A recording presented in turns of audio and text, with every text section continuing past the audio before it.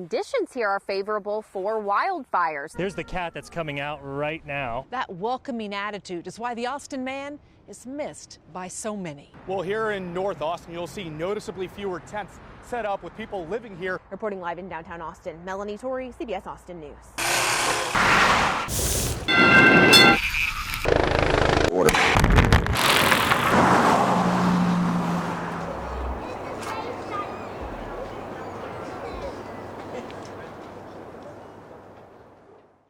It's really important that you can get out of a chair. Archer Hadley has cerebral palsy. Nice, and then roll. Physical therapy. It's gonna end, and like I said, I'm probably gonna turn into a pretzel. Nice. Has been a big part of his life for all of his 20 years. So has his therapist, Carol, but 7. I'm definitely sad. I'm definitely grieving. Here's your tough one. it could all come to an end. I have real disappointment, just real disappointment, because I know we can do better. Okay, go. Little Tesoro's Therapy Center could shut down on Monday, in part because of Medicaid cuts that kicked in today and... Ooh, nice. Today, we're at the 15th of December. We have yet to be paid for anything at all in November. Donna Smith owns Little Tesoro's. She says the health insurance companies in Texas's privatized Medicaid system called Managed Care slowed payments to a trickle months ago. To be really frank, what we're dealing with is I just can't pay people. Archer's mom, Barbara, has dealt with Medicaid and private insurance, and the cuts are a big blow to the people who need it. If you can't pay your therapist and you can't pay your rent, then you can't provide services to people like Archer. Archer, a sophomore at UT, has big dreams. I have aspirations of running for political office and being a leader in our state or potentially our nation. 1, 2, 3, go! But in what could be one of the last physical therapy sessions he has at Little Tesoro's. That's good. He worries that between a clinic shutdown and Medicaid cuts, his future looks dimmer. I can tell you that if I don't maintain therapy and I don't maintain my body, those dreams are flushed down the toilet. Have you voted yet? In this midterm election, Last day to go vote. it seems only fitting You guys voted yet? Awesome. that Uncle Sam isn't being portrayed as an older man. Here's a nonpartisan voter guide. Check it For out. this election, Remind all your friends. the American Go icon vote. Today's is last a day to young go woman. vote. I have voted. I voted like the first day of early voting. 2, 3, For Kim Green and her family, a Christmas dip in Barton Springs Pool is an annual tradition.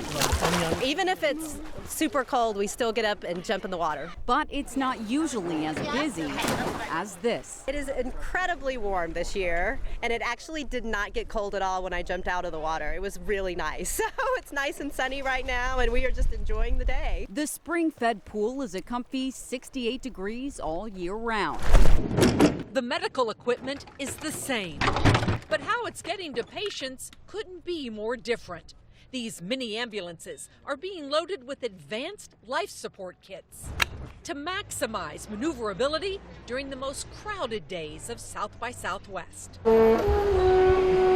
With lightsabers held high, Star Wars fans from multiple generations and possibly other galaxies came from across Central Texas to honor the late Carrie Fisher.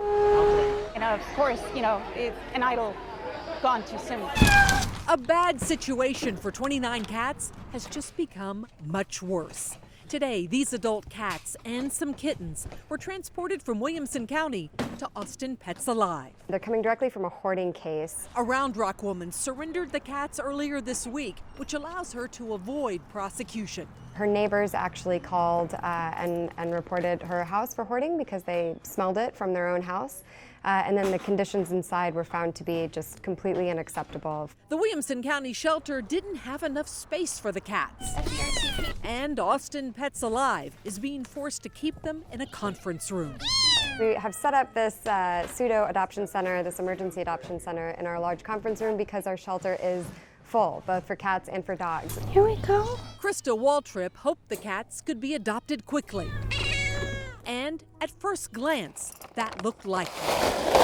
I'm surprised at how, all in all, good they look, but they're still going to require treatment, most of them for at least upper respiratory infections. But this afternoon, those infections proved to be more serious than originally thought.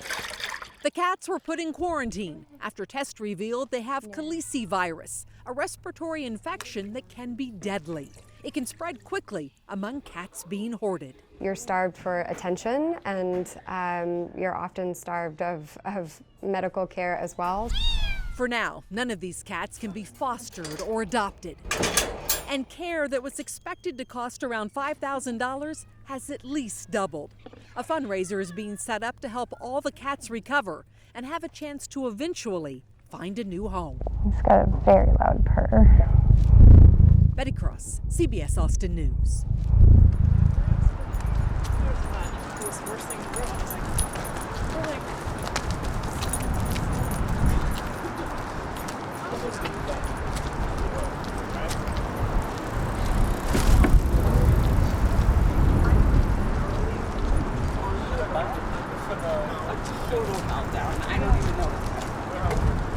I don't want to put that on the back. It'd be hard to get in and out. It'll just be an extra seat. And we don't really have a waiting. We don't really have a waiting time.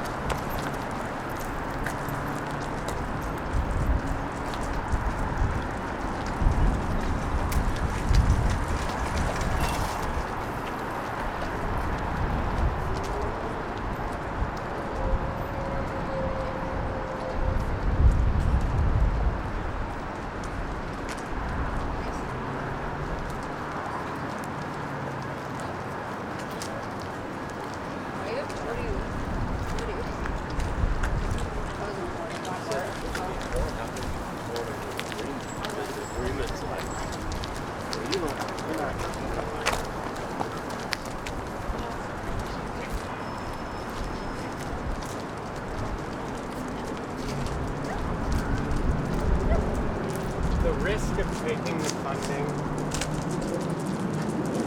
we have $700,000.